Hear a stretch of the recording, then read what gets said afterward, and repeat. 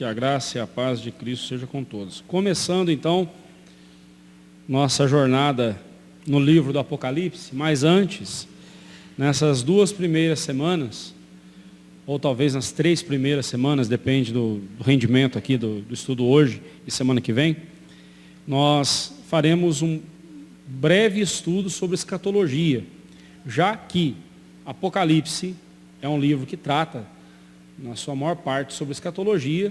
Então, nós precisamos entender o que é escatologia, saber o que é isso, e então podermos aprofundar melhor no assunto. Na semana que vem, se eu conseguir terminar hoje este estudo, semana que vem eu quero começar, ou pelo menos tentar terminar também com vocês, uma comparação do dispensacionalismo e aliancismo e as vertentes escatológicas, que aí vem o pré-milenismo, não vou tratar detalhadamente o pré-milenismo, nem o dispensacionalismo, porque tem muitas variações que vão até desfocar a gente aqui. Então, eu vou passar para vocês o pré-milenismo, o pós-milenismo e o amilenismo, né? Uma comparação dessas 3 vertentes, ou dessas 3 linhas escatológicas para a interpretação do Apocalipse. Obviamente, eu seguirei com vocês o amilenismo, né? A posição do amilenismo. Então, mas só para você ter uma ideia do que nós veremos aí pela frente. O livro do Apocalipse mesmo, nós vamos entrar nele daqui umas 2 ou 3 semanas, propriamente dito. Mas antes, vamos orar ao Senhor, pedindo a Ele que nos abençoe e nos ajude nesse instante. Senhor Deus e Pai, quero agradecer ao Senhor pela oportunidade que o Senhor nos dá de estudarmos juntos aqui sobre esse assunto tão maravilhoso, ó Deus, que é o livro do Apocalipse. Por sinal, um dos livros mais lindos da palavra do Senhor.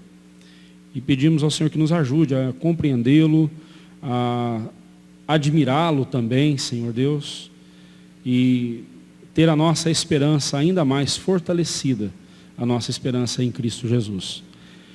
No estudo de hoje, ó Pai, ainda que seja um assunto um tanto quanto técnico, mas pedimos ao Senhor que também fale ao nosso coração, instrua-nos na Tua vontade, na Tua palavra, em nome de Cristo Jesus. Amém.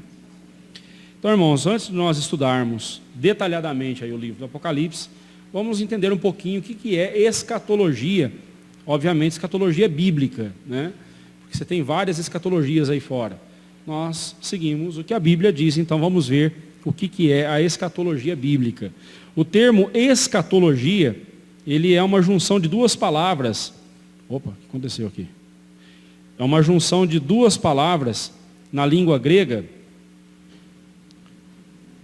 Meu computador está tendo vida própria. Só um minutinho. É uma junção de 2 palavras na língua grega. A palavra skatos, que significa último, ou mais precisamente, últimas coisas. E logos, que significa palavra, estudo, doutrina. Então, escatologia é o estudo, a doutrina das últimas coisas. Contudo, meus irmãos, um estudo adequado de escatologia, ele não tratará especificamente dos últimos acontecimentos da história, né? Limitando apenas ao fim, como é comum pensar, né? Mas ele vai tratar também da teleologia, é diferente de teologia. Teleologia, tem uma notinha de rodapé lá embaixo, você vai entender o que significa teleologia, que é a junção de outras 2 palavras, telos mais logia, né? Telos é a vontade, o propósito de Deus, ou a consumação, a conclusão. Então, quando nós falamos de teleologia, estamos falando dos propósitos de Deus sendo concluídos e chegando à sua conclusão com o passar do tempo. Então, a doutrina das últimas coisas, ou escatologia, não trata só das últimas coisas, trata de todo o propósito de Deus apresentado na história da humanidade. E toda vez que Deus apresentou um propósito dele, esse propósito se cumpriu, né? Toda vez que Deus fez uma promessa, essa promessa se cumpriu. Existem, como nós veremos daqui a pouco, existem promessas que ainda não se cumpriram, que estão reservadas para os nossos dias, para os últimos dias. E você vai entender por que também que eu estou falando que os nossos dias são os últimos dias. Então quer dizer que Jesus está para voltar a qualquer momento? Não sei quando ele vai voltar. Você vai entender também por que últimos dias, tá bom? Mas lembre-se disso, escatologia não é só a doutrina das últimas coisas que irão acontecer, mas sim o desenrolar da vontade de Deus na história da humanidade. Tudo isso envolve escatologia. Por isso que é um assunto muito fascinante. E não só fascinante, mas um assunto muito importante para a vida da igreja. Muito importante mesmo. E por isso que nós vamos gastar um tempinho aqui estudando a escatologia para a gente, quando entrar no livro do Apocalipse, entrar mais seguro ali no livro. Uma escatologia bíblica tratará especialmente da evidência de que Deus tem um propósito destinado ao homem, à história, ao mundo. Este assunto permeia o todo da revelação, a Bíblia, começando pela criação, passando pela expiação, a queda e a expiação, e chegando à consumação da história com a glória por vir. Então, vamos falar um pouquinho da escatologia no Antigo Testamento, no Velho Testamento. É preciso, então, entender que não encontramos escatologia somente nos livros de Daniel e de Apocalipse.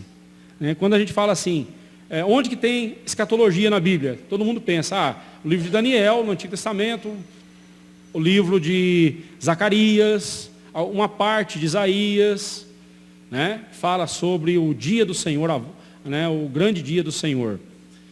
E o Novo Testamento aí tem bastante, tem lá o sermão profético de Jesus, lá em Mateus 24 e 25, tem o apóstolo Paulo nas cartas falando sobre a volta de Jesus, temos especialmente o livro do Apocalipse, então tem bastante, mas esse é um ledo engano, como eu expliquei para os irmãos, a escatologia envolve não só as últimas coisas, ela trata especialmente das últimas coisas, mas trata também de toda a vontade de Deus acontecida e acontecendo na história da humanidade.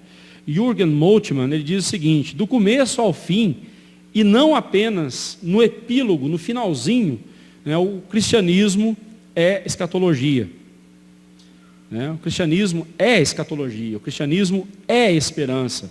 Olhar e andar para frente, e por causa disso também é revolucionar e transformar o presente. O escatológico não é um dos elementos da cristandade, mas é o agente da fé cristã em si, a chave à qual tudo está ajustado. Por isso, escatologia não pode realmente ser apenas uma parte da doutrina cristã. Antes, a perspectiva escatológica é característica de toda a proclamação cristã, de cada existência cristã e de toda a igreja. Então, nós não estamos falando aqui apenas de mais um detalhe, nós estamos falando de um detalhe que está em tudo. Por exemplo, esse templo é feito do quê? O que tem nesse templo aqui? Tijolos, tem ferro, tem brita, tem gesso, tem tinta, tem um monte de coisa, madeira, na madeira acho que não tem não, aqui é de ferro. Telhas. E tem cimento. Correto? Tem cimento. A escatologia não é apenas só um elemento, como se fosse um desses elementos aqui da construção. Ela é o cimento que está em tudo. Você vê o cimento em todas as paredes. Só não vê o cimento no ferro, mas está lá. Carbono está, Carbono está em tudo. Então a escatologia é uma doutrina que, se ela não aparece claramente em todas as outras doutrinas, mas ela está ali de forma a sustentar aquela doutrina. Por exemplo, quando eu falo da criação, o nosso catecismo maior, o breve catecismo, fala que nós fomos criados, o propósito de Deus, o telos de Deus, o propósito de Deus em nos criar, foi para o louvor da sua glória. Correto? Mas quando eu penso na criação de Deus, eu também acabo pensando na consumação. Porque se Deus me criou para a glória dele, significa que um dia eu estarei com ele. Aí eu vou pensar na doutrina da salvação, a morte vicária de Cristo, o sacrifício de Cristo. A pergunta que vem é, para que ele morreu na cruz? Para quê? Não é o porquê. Para quê? Para nos salvar. Nos salvar da condenação eterna e nos dar a vida eterna. Estou falando do quê? Escatologia. Falando, por exemplo, da comunhão dos santos. Comunhão dos irmãos, comunhão dos santos. A comunhão dos santos é algo importante, é uma doutrina importante na igreja. Ela reflete a doutrina da comunhão intratrinitariana, né? O Pai, Filho e Espírito Santo, em perfeita e plena comunhão, decidem criar o homem para que o homem tivesse comunhão com eles. E onde é que nós teremos essa comunhão plena com Deus, com o Pai e o Filho? Na glória eterna. Tudo que nós falarmos na Bíblia, de alguma forma, nos remete à escatologia.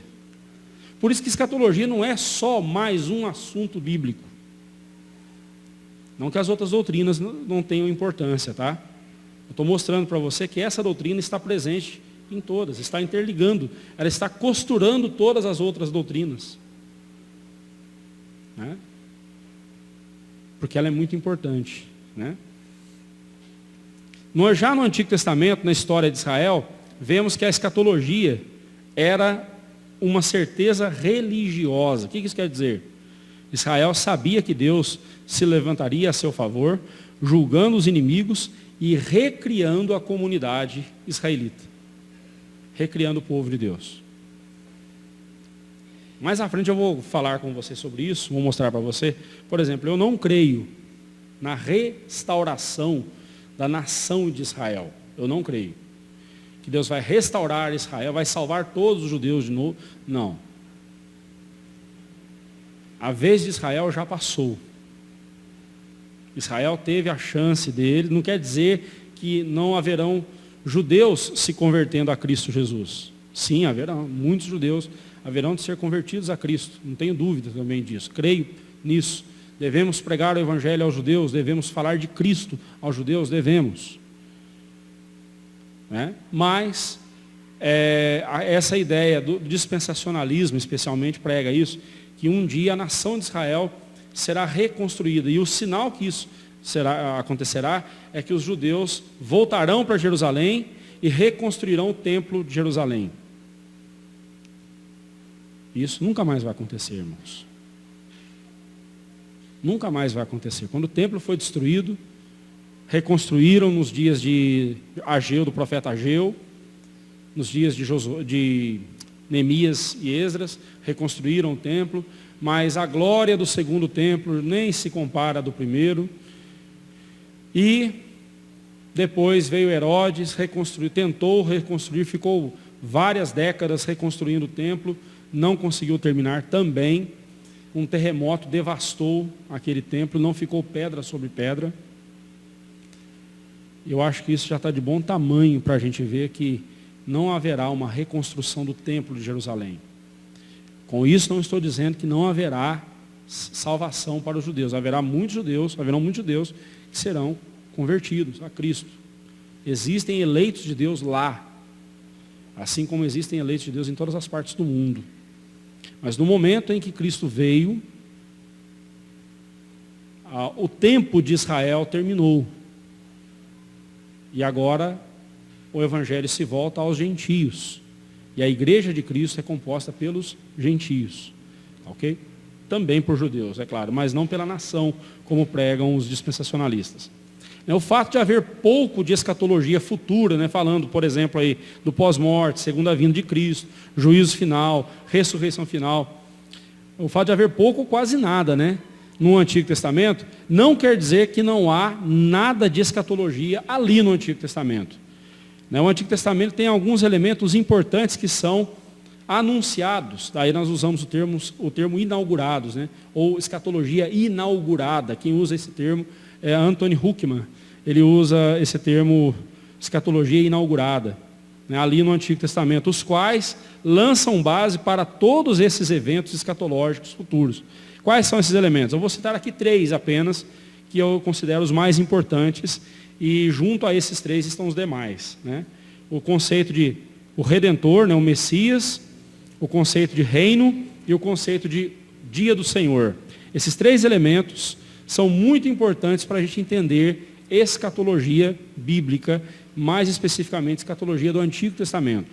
Então, falando sobre a pessoa do Redentor, o Messias, nós temos aí, em todo o Antigo Testamento, a promessa da vinda do Messias. Messias, né, no hebraico, Mashiach, significa o ungido, né, Yerushua HaMashiach, né, Jesus, o Messias. Messias significa o ungido do Senhor. O Messias levou o povo de Israel a esperar, né, essa promessa levou o povo de Israel a esperar aquele que viria para libertá-lo da opressão dos inimigos. Deveria ser um grande profeta, como Moisés prometeu, né? Lá em Deuteronômio 18:15, Moisés falou que viria um profeta semelhante a ele, maior do que ele, né? E o povo deveria segui-lo. Esse profeta é o Senhor Jesus. Esse Messias também deveria ser o sacerdote eterno. Lá no Salmo 110, versículo 4, o Messias é descrito como um sacerdote eterno, né? E também o grande rei, conforme nós vemos em Zacarias 9, versículo 9. Jesus reuniu em si esses 3 ofícios. Esses eram os ofícios que caracterizariam o Messias.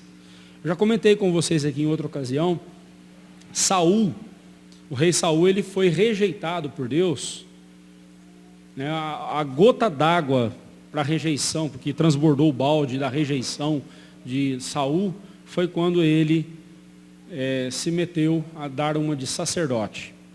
Na sua juventude, teve uma ocasião lá que o Espírito Santo o tomou e ele profetizou. Então ele teve o ofício de profeta, ainda que por pouco tempo, mas teve. Passado um tempo, ele foi ungido rei de Israel. Né? Quando o povo quis um rei, ele foi ungido rei. Então 2 ofícios.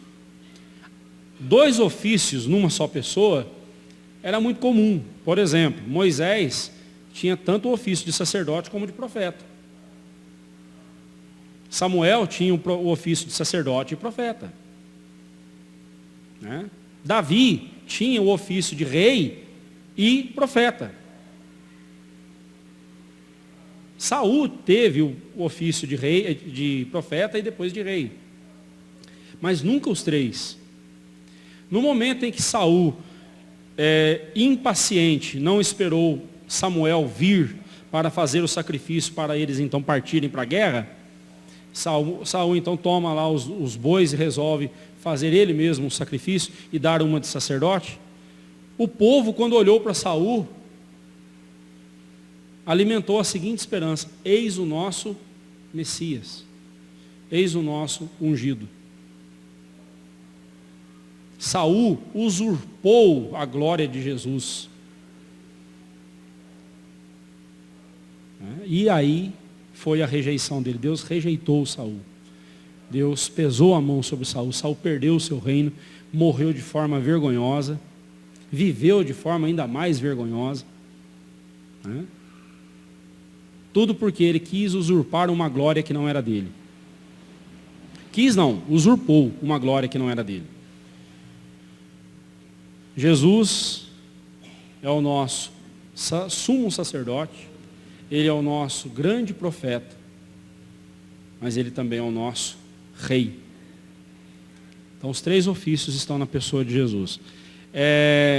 A narrativa de Gênesis 3 é imediatamente seguida da promessa da vinda do Redentor, né? A narrativa da queda. Assim que o homem peca, cai no pecado, lá em Gênesis 3, e aí, mais à frente, no versículo 15, quando Deus está ali sentenciando, né, as suas criaturas, né, o homem, a mulher e a serpente, ao falar com a serpente, que ali era Satanás, Deus fala que viria o descendente da mulher, a semente da mulher, que esmagaria a sua cabeça. Estava falando de Jesus, né? E ali a serpente que agiu enganando Eva é o dragão, agente de Satanás, no livro do Apocalipse, que nós veremos daqui a alguns dias. Então você vê como que a Bíblia vai se encaixando de Gênesis a Apocalipse, ela vai se encaixando, né? Ela não é um quebra-cabeças ou uma corrente que se arrebenta nos seus elos e os seus elos ficam soltos. Não, os seus elos são perfeitamente unidos um ao outro, de forma que por toda a Escritura, como diz Gerhard van Groningen, há um fio de ouro passando por toda a Escritura. Há uma mensagem que corta de Gênesis a Apocalipse. Essa mensagem aí é o que nós chamamos de teologia bíblica, né? É um assunto que passa por todas as Escrituras, amarrando todas as Escrituras. Por exemplo, aqui mesmo, esses três elementos: o reino, o rei e os súditos. E o pacto que Deus fez com esses súditos. É um assunto que você vê passando por todas as Escrituras. Aquela frase da aliança, quando Deus faz aliança com o seu povo, diz assim: eu serei o vosso Deus, e vós sereis para mim o meu povo. Ou, sede santos, porque eu, Senhor, teu Deus, sou santo. São frases que perpassam todas as Escrituras. Há, por exemplo, outros que preferem aquela pergunta de Isaac a Jacó: Pai, onde está o cordeiro? Eu ouvi uma mensagem uma vez do reverendo Ludgero Bonilha, falando sobre esse texto, onde está o cordeiro? E ele foi passando por todas as Escrituras. Obviamente não dava para passar por todos os textos, porque são muitos, mas ele foi pegando os principais e foi pontuando. E aí chegou em Jesus: eis o Cordeiro de Deus que tira o pecado do mundo. Então você vê, as Escrituras, os livros são perfeitamente encaixados um no outro, de forma que essas mensagens perpassam todas as Escrituras, sustentando toda a ideia, ali, todo o propósito de Deus. Bem, o Messias também seria descendente de Abraão, da tribo de Judá. Você pode ver lá em Gênesis 22, 18 e Gênesis 49, 10. Eu só vou citar as referências aqui, tá, irmãos? Que são muitas. Nós não conseguiremos ler a não ser uma ou outra só, tá? E também da descendência de Davi, conforme 2 Samuel 7, 12 e 13. O Messias reuniria em sua pessoa o tríplice ministério de profeta, conforme Deuteronômio 18, 18, de sacerdote, conforme Salmo 110, 4, de rei, conforme Zacarias 9, 9.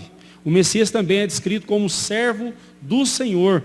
Ele seria o servo sofredor que suportaria a ira de Deus no lugar do seu povo, conforme Isaías 53. Assim, Israel viveu na expectativa da vinda do Messias. O Messias para Israel era a razão de Israel ser Israel. Eles olhavam, eles tinham essa expectativa, porém quando o Messias veio, o povo não o recebeu. Veio para o que era seus, e os seus não receberam. Esse versículo eu acho que agora ganhou um peso ainda maior para você, Um povo que viveu na expectativa. As mulheres judias, elas sonhavam, elas desejavam ser a mãe do Messias. Então, quando nascia o primeiro filho de uma mulher, de uma judia, e ele não era o Messias, ao mesmo tempo que era uma grande alegria ter nascido o primogênito dela, ao mesmo tempo era uma tristeza, porque não foi ela a mãe do Messias. Agora você tem ideia da alegria de Maria ao receber a visita do anjo Gabriel, dizendo para ela que ela seria a mãe do Salvador? Ela seria o ventre que geraria o Salvador? Você tem ideia da grandeza, da alegria dessa mulher? Não foi à toa que ela proferiu um dos cânticos mais lindos do cristianismo, né? Que a Igreja Católica chama de o magnificar. Né? O magnificar. Minha alma engrandece ao Senhor, meu espírito se alegra em Deus, meu Salvador. É lindo demais. Mas é bom lembrar que logo no começo ali ela se vê como pecadora, né? Porque só pode reconhecer Deus como Salvador quem se vê como pecador, né? Que os católicos aprendam com Maria. Vamos em frente. O reino, outro elemento importante na escatologia do Antigo Testamento. Vamos precisar de bastante água hoje, viu? A boca está bem seca.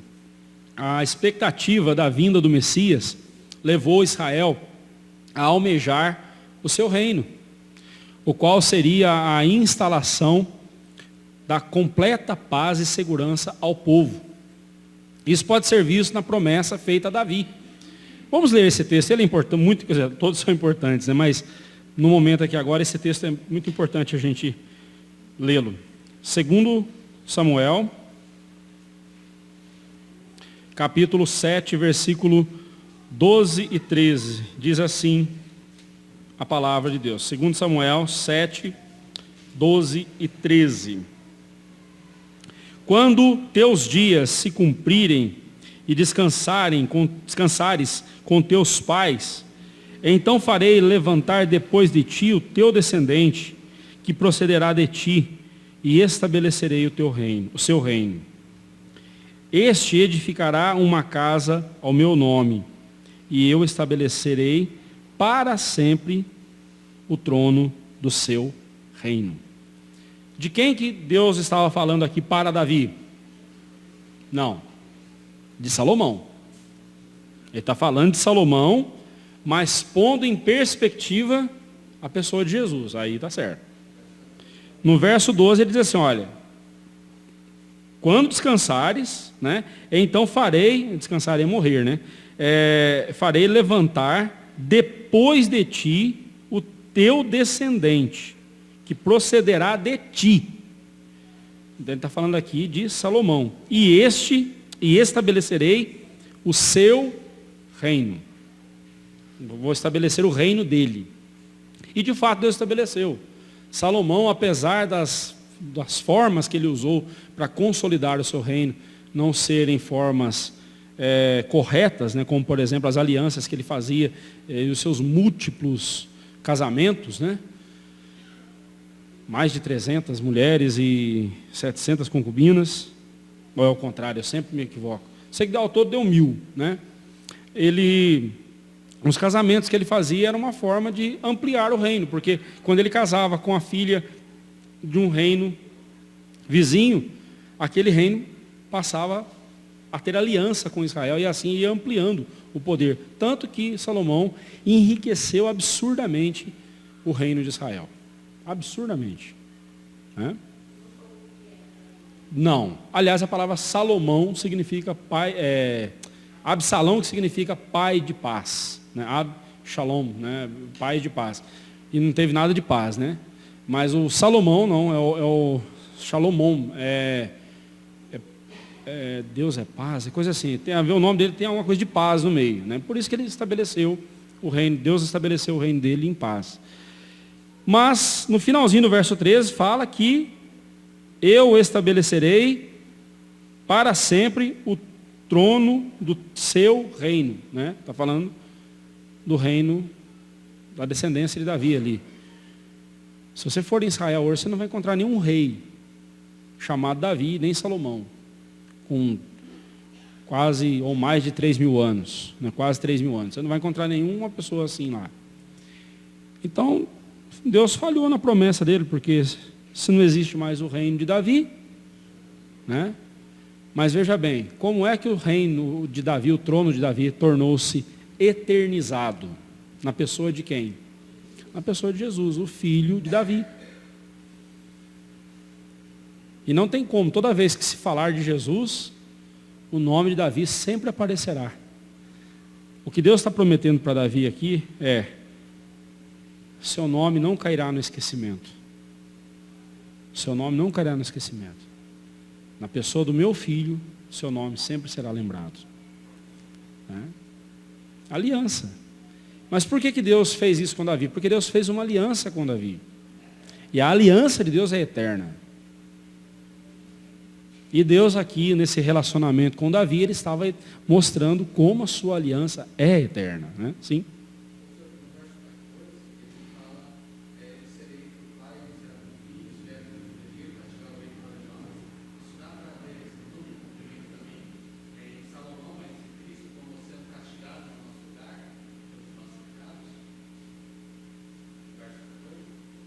Bom, irmão, não vou te responder agora para não responder errado.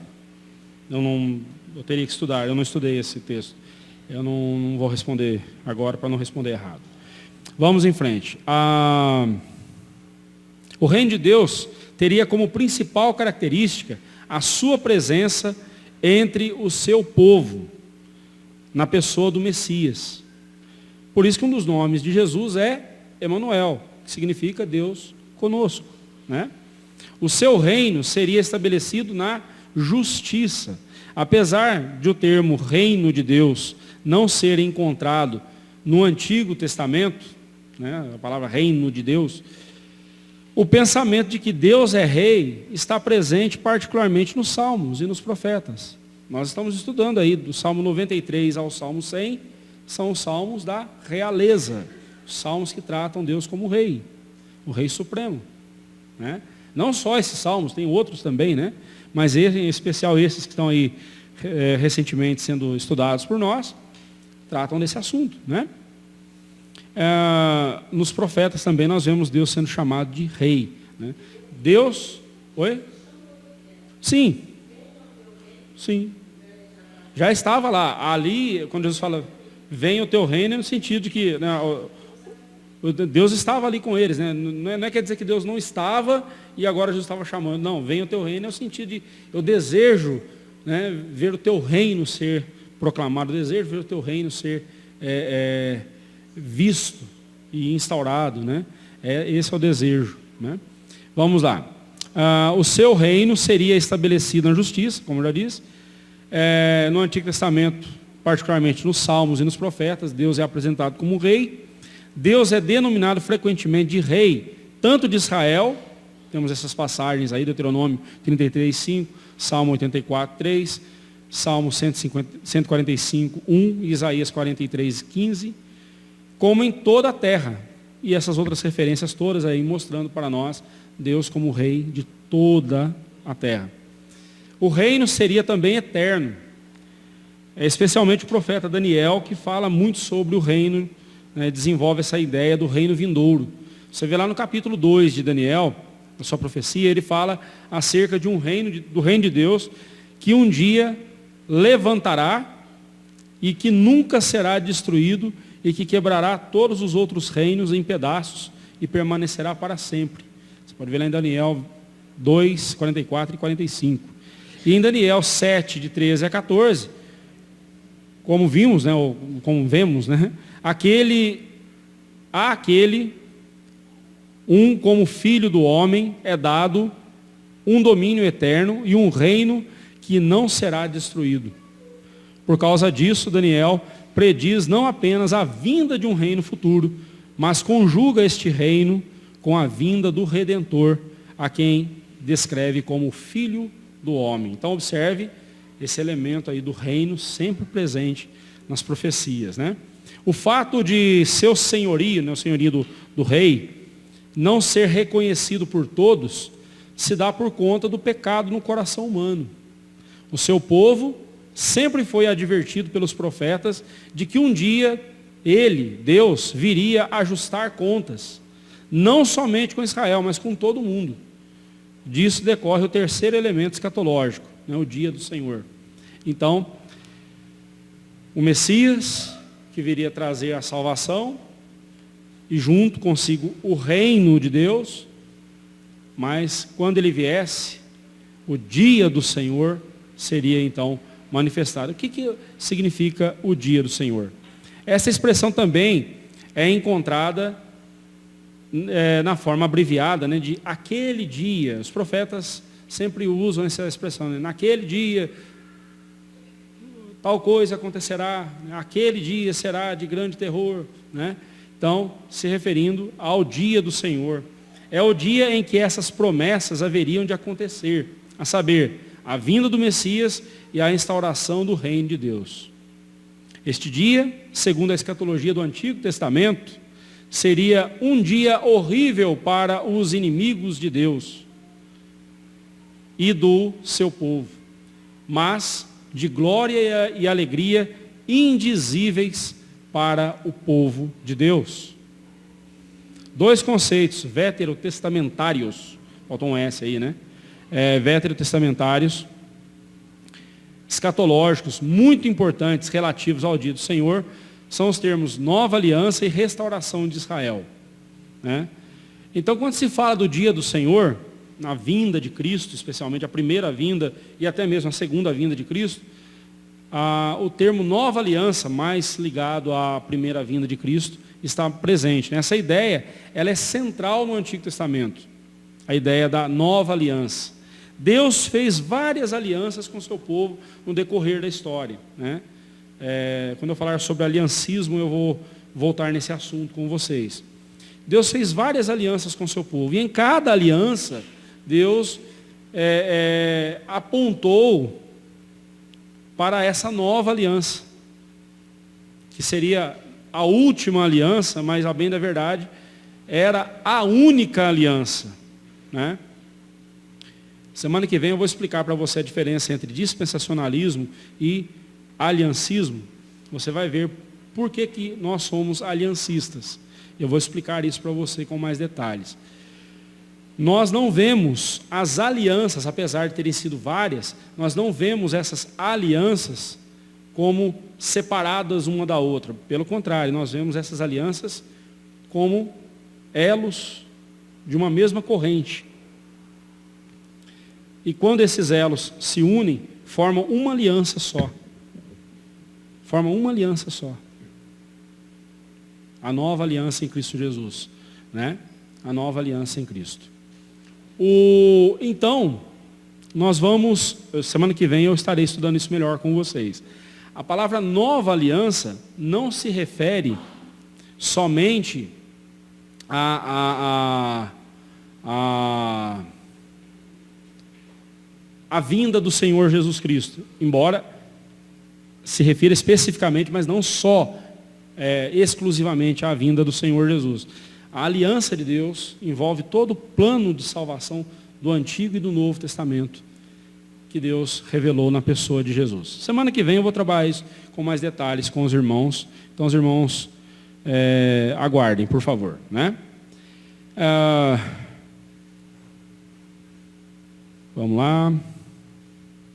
Bem, todas as alianças anteriormente feitas com Israel foram quebradas pelo mesmo por conta de sua idolatria. Contudo, sua desobediência não anulou os planos de Deus. Todas aquelas alianças apontavam para a nova aliança, a qual Deus anunciara por boca de Jeremias. Eis aí vem dias, olha só o que Jeremias diz. Eis aí vem dias, diz o Senhor, e firmarei nova aliança com a casa de Israel e com a casa de Judá. Não conforme a aliança que fiz com seus pais, no dia em que os tomei pela mão para os tirar da terra do Egito, porquanto eles anularam a minha aliança. Anular aí significa que eles quebraram a aliança com Deus, né? Eles quebraram, mas Deus não quebrou a aliança. Deus não quebrou a aliança com o seu povo. O povo foi infiel a Deus. Deus permaneceu fiel ao povo da aliança, né? Você pode ver isso lá em Jeremias 31 e 32. Veja também os versículos 33 e 34. Essa nova aliança foi instaurada pelo nosso Senhor Jesus Cristo, conforme vimos em Mateus 26, 28, Marcos 14, 24, Lucas 22, 20, Hebreus 8, 8 a 13 e 1 Coríntios 11, 25. Né? Na pessoa do Senhor Jesus, a nova aliança. Vamos deixar esse assunto para a semana que vem, porque senão eu vou me desviar aqui muito aqui do nosso tema. Aqui. Semana que vem nós falaremos sobre isso. E sobre a restauração de Israel. Como eu já disse aqui no começo, E nós, aliancistas, nós não cremos na restauração de Israel, lá no final dos tempos, Israel vai ser restaurado como nação, e aquela coisa toda que os dispensacionalistas creem, né? Nós não cremos assim. Por quê? Cremos que o tempo de Israel já passou. Quando Israel deu as costas para o Senhor Jesus, não creu no Senhor Jesus, não o recebeu,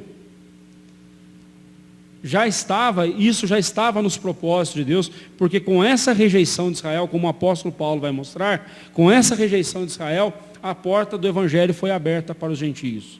E assim a igreja de Cristo foi, alcançou também os gentios, né? Para nós aliancistas, Antigo Testamento, a igreja de Cristo não nasce no Novo Testamento, ela nasce no Antigo Testamento, com a formação do povo de Israel, que era a igreja de Deus no Antigo Testamento, né? A Assembleia dos Santos, a congregação dos santos, né? A congregação do povo de Deus, são termos que são usados para a igreja. E no Novo Testamento, a igreja de Cristo é chamada de o Israel de Deus, né? Então, nós não temos essa diferença, né? Nós não fazemos, para nós, a aliança de Deus, como diz a nossa confissão de fé, a aliança de Deus, ela é uma só, sob duas formas, administrada em duas formas, Antigo e Novo Testamento. Semana que vem eu trabalho mais sobre isso. Mas essa ideia da restauração de Israel, né, com a divisão lá do reino após a morte de Salomão, Israel era um reino só nos dias de Davi, até Salomão era um reino só. Mas com a morte de Salomão, seu filho Roboão assume o trono, e ao invés de seguir o conselho dos anciãos, né, dos sábios anciãos, ele seguiu o conselho dos jovens, os seus jovens amigos ali. Os anciãos disseram: Roboão, seu pai Salomão pôs impostos pesados demais sobre o povo não aguenta mais. Roboão, se você aliviar os impostos para o povo, você vai ganhar o coração do povo. Ah, ok, obrigado pelo conselho. Aí foi ouvir os jovens: que isso, rapaz, que história é essa de baixar os impostos? Seu pai enriqueceu Israel cobrando impostos. Aliás, diga para o povo o seguinte: o dedo mínimo, seu dedo mínimo, será pior do que a mão do seu pai. Salomão feriu o povo com açoites, você vai ferir o povo com escorpiões, vai arrancar o couro deles, né? Vai arrancar o couro do povo, literalmente. E aí, deu no que deu. O povo dividiu. Aconteceu a divisão de Israel do norte e Judá ao sul. Israel teve no norte como capital Samaria e Judá ao sul, capital Jerusalém. E Deus enviou profetas ao povo, tanto ao norte quanto ao sul. Abandone a idolatria, porque com a divisão, o centro do culto a Deus era no sul, em Jerusalém. Era ali que Deus deveria ser adorado, né? Mas Jeroboão, o revoltado lá que liderou a rebelião e que levou 10 tribos e meia com ele para o norte, Jeroboão, não, o povo não pode descer para Jerusalém adorar a Deus, porque se o povo descer para adorar a Deus em Jerusalém, o pessoal lá do sul vai fazer a cabeça deles e esse povo vai se voltar contra mim. Então vamos fazer o seguinte: eu vou nomear os sacerdotes aqui. Aí começou a nomear sacerdotes, à torta e à direito. Começou a instituir lugares, como lugares de adoração. E aí, veja bem, olha só, a idolatria em Israel não começou como idolatria, adorando imagens e ídolos, deuses falsos. Começou com um culto a Deus que foi diluído, descaracterizado, deturpado, e isso abriu a porta para a idolatria. Olha como isso é sério. Se você estudar a história de Israel, ali você vai ver isso. O povo do norte não saiu adorando os Baalinhos logo de cara, não saiu adorando outros ídolos, outros deuses, logo de cara, de imediato. Não, começou com Jeroboão pulverizando o culto. Para que ir lá em Jerusalém, cara? Você tem aqui do nosso lado, aqui, tem um altar para você adorar. E aí, os sacerdotes que eram ordenados por Jeroboão não eram da linhagem de Levi, não vinham de uma linhagem sacerdotal, que era instruída desde o começo. O Levitinha, né, o filho lá de Levi, né, o menininho que nascesse na tribo de Levi, desde pequenininho, ele já era instruído a ser um sacerdote, a trabalhar no templo. Jeroboão pegou qualquer um lá e ordenou sacerdote. Sem qualquer instrução, foi e fez, e começaram a adorar do jeito deles, foram pulverizando o culto a Deus, e aí a idolatria entrou. Irmãos, quando a gente deixa de adorar a Deus do jeito que Ele tem de ser adorado, os ídolos entram em nossa vida. E fazem estrago na nossa vida. Deus mandou profetas avisando o povo, abandone a idolatria. O povo não abandonou. Resultado? 722 a.C., a Samaria invade Israel, a parte do norte. Devasta a região. E os assírios tinham um costume todo diferente. Eles traziam grupos de todos os povos e misturavam. Para tirar toda a identidade, todo o nacionalismo, toda a religião, acabar com tudo. Porque aí misturava tudo e virava uma bagunça. É uma anarquia.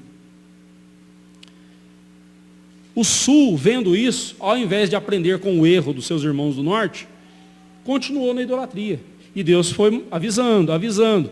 Passaram-se 110 anos, 112 anos mais ou menos. Chegou a vez de Israel, do Judá. No ano 608, Nabucodonosor, agora não mais a Síria tinha sucumbido diante do poder da Babilônia, porque os impérios são assim, né? Vem um império, cai, vem outro, e assim por diante, né? Foi a vez da Babilônia, que era o grande império da época. Entrou em Jerusalém e devastou Jerusalém. Só que a Babilônia fazia diferente. Ao invés de misturar os povos, não, ela levava a liderança do povo, os poderosos do povo, levava como escravo para a Babilônia. E assim, os judeus ficaram 70 anos como escravos na Babilônia. Mas no meio de toda essa desobediência, no meio de toda essa correção divina, Deus sempre levantava um servo dele para trazer uma mensagem de esperança. É aí que surgem as literaturas apocalípticas. O que é uma literatura apocalíptica? Não é uma literatura que fala do fim do mundo, não. Literatura apocalíptica, apocalipse significa revelação. Era uma literatura que trazia consolo para o povo que estava sofrendo. Quando você ler o livro de Apocalipse, de forma correta, você vai se sentir profundamente consolado por Deus, pela promessa de que você não ficará nesse mundo de perdição, você não vai ser condenado. Aliás, você já não é mais condenado porque você está em Cristo. Você receberá a mais perene consolação que o seu coração pode receber. Se você leu o Apocalipse e ficou com medo, você não entendeu nada. Se você leu o Apocalipse e ficou profundamente consolado e confortado em seu coração, então significa que você entendeu a mensagem do livro. E esse é o meu objetivo com você. Daqui, quem sabe, alguns anos, eu não sei quanto tempo nós vamos levar para estudar o Apocalipse todo. Se for no ritmo de Mateus, vai ser pelo menos 1 ano e meio, né? Mateus foram 3 anos quase, então pelo menos 1 ano e meio aí de Apocalipse. Mas nós vamos estudar, tá bom? Primeiro o Adib, depois o Eduardo.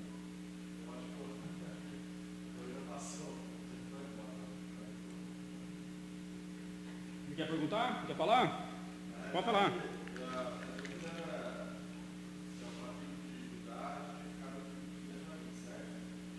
A gente fala 10 tribos, mas na verdade foram 10 tribos e meia ficaram no norte e 1,5 ficou no sul, né? A bem na verdade 2, né? É que tanto ficou uma parte dela no norte quanto uma parte no sul, né? Mas as 12 tribos foram divididas, né? Lembrando que Levi não tinha tribo, né? Eduardo?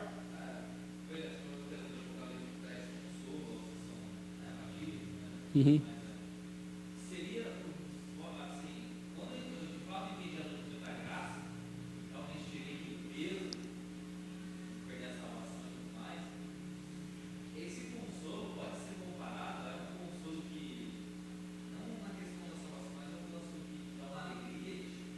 Com certeza. Mesmo, um é resultado do outro, né? Sim. Um é resultado do outro, né?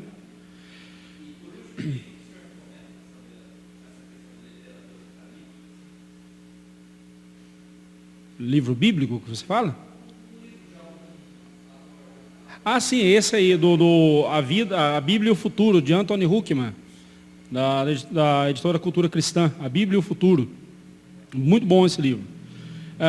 Então, continuando sobre a restauração de Israel, essa ideia de que o povo seria trazido de volta para a sua terra, seria restaurado na sua terra pela ação do Messias.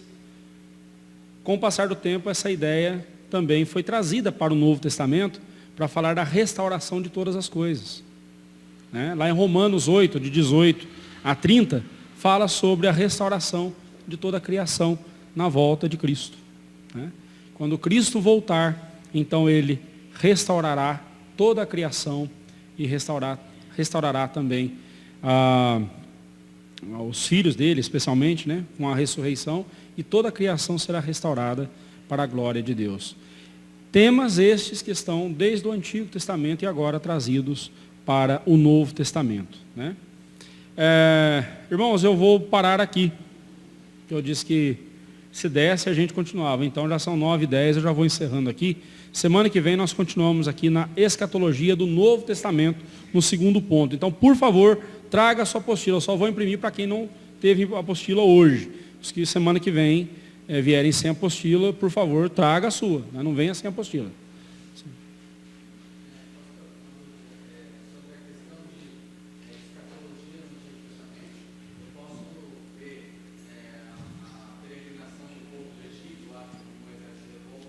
Sim, sim.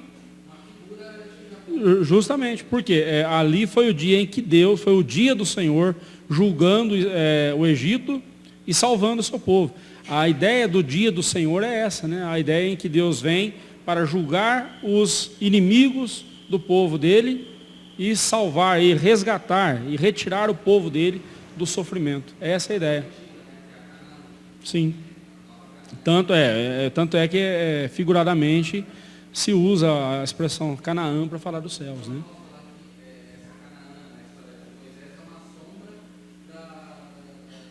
Sim, sim. Mais uma pergunta, irmãos? Não? Então, semana que vem nós continuamos essa apostila a partir do ponto 2. Como eu disse para você, tem bastante assunto, eu não vou atropelar, não vou correr aqui. Então, já não será mais, semana que vem não falarei com vocês sobre a nova aliança, a diferença entre o aliancismo e o dispensacionalismo, porque só semana que vem, só esse assunto aqui já vai dar pano para manga, tá bom? Alguma pergunta sobre o que vimos hoje?